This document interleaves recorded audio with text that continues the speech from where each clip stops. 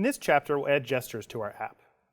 Specifically, when the user gazes at one of the spheres in the scene and does the air tap gesture, we'll make that sphere fall by adding physics to it in Unity. Go ahead and minimize Visual Studio. Close the Build Settings dialog. So first, we're going to add a script that manages the gaze and gestures for the user. This is going to ensure that we can use the gaze to target a specific hologram and route gestures right to that hologram. Go ahead and click the Scripts folder. Right-click, say Create, and choose C# Script. Name this script Gaze Gesture Manager. Drag the Gaze Gesture Manager onto the Origami collection. Again, click the Origami collection and make sure the Gaze Gesture Manager script appears on the right. Now, double-click on the Gaze Gesture Manager to open it in Visual Studio. Go ahead and replace the contents of this script with the contents from this chapter. What this script will do is track each frame where the user is looking and store that hologram. In this case, we care not about the point on the hologram, but the actual hologram game object itself, so we can target our gestures. In the start method, we're initializing a gesture recognizer. This is how we can handle gestures and route their events. We're handling specifically here the tapped event. When a user taps, we want to send a message to the object that was focused. Here in the update method, we're going to use a similar raycast that we saw before, except this time we're capturing the game object that was collided with. We're going to consider that object to be the focused object for use when we're targeting the gestures. Make sure you've saved.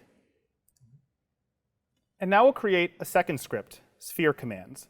This is the script that will receive that message when the user taps and command the sphere to actually fall. In the Scripts folder, right-click, create a new C# script, and type Sphere Commands. Expand the Origami collection so you can see Sphere 1 and Sphere 2, and drag this script onto each sphere. You can click Sphere 1 and click Sphere 2 and verify that you see the Sphere Command script at the bottom. Double-click on Sphere Commands. Once again, select all the code and replace it with the code from this segment. In Unity, objects that have physics will have a component called rigid body. We're going to add one of these rigid body components to our sphere when it receives that select message. You can see here the onSelect method that will be called by Gaze Gesture Manager. When we get that method called, we're going to check whether the rigid body component is attached to the object. If there isn't one yet, we're going to go ahead and add a rigid body component and set it up for improved physics. Make sure you've saved, and then minimize Visual Studio. Now we're ready to deploy the project. Go to the File menu, Build Settings, and build and deploy your project as usual.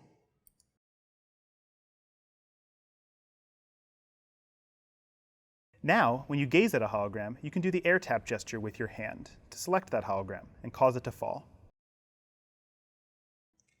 In this chapter, we've seen how to use hand gestures to add action to our gaze. We use gaze to naturally target, and then we use that tap gesture to command the object to take action. In the next chapter, we're going to see one more way that you can tell an object to take an action, and that's voice.